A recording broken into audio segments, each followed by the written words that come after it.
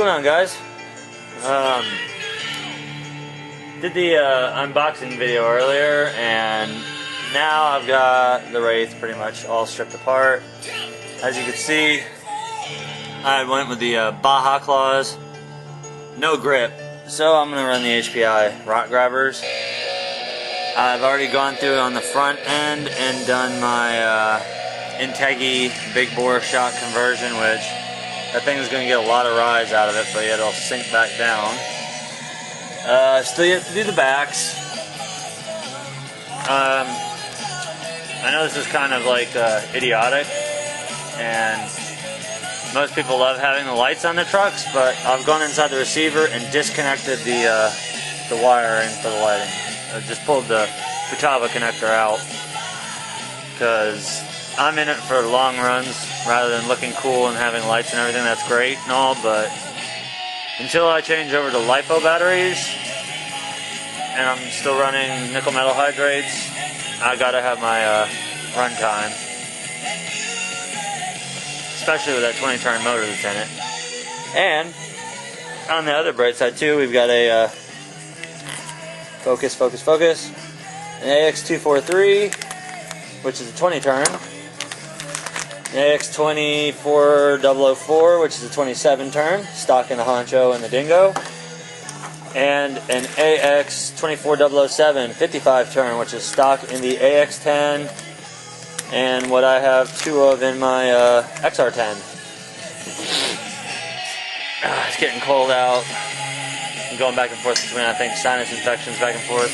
Those are all the screws that hold my body panels on. The body panels are getting ready to be prepped for paint. Oh, also the biggest improvement I've done, I've put my MIP heavy duty spline CVDs, which I've noticed on the Wraith. I did not notice this. Here's your stock shaft. Check out the drive shaft on that. Wonder where they got that freaking idea from.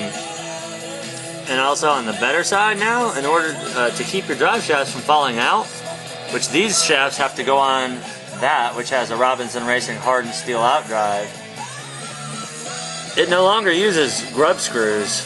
It's got a grub screw on one end, but on the other end, it's the pin end, so it's a solid metal end that goes all the way through. If you could see down in that hole there, I don't know if I can get the light on it. There it is, right there. You see that?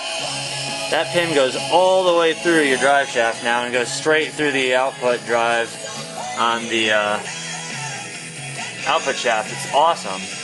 They've beefed up the linkages, but I've already noticed that just by using the taking out, doing one run, one battery cycle on it, the thing is incredibly flippy. It's got a lot of torque to it.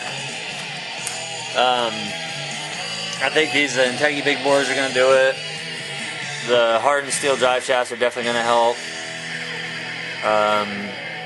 Changing over to the rock grabbers is definitely going to give me some more traction on them. And I'm going to show you guys what I use when I'm out on the trail for filming. I use this little Targus, it's like a $4 tripod from Walmart. It's got collapsible legs on it. This is how I've gotten some of my water shots in without damaging the camcorder. But, gonna rip the back end off of that to replace the shocks, put them on this, and change out the tires. And then after that, I'm gonna go into the differentials, grease them up, get them all good and ready to go. And then next video should be final paint on it and ready to rock. So I'm gonna cut this one shorter than usual. See you guys in a little bit.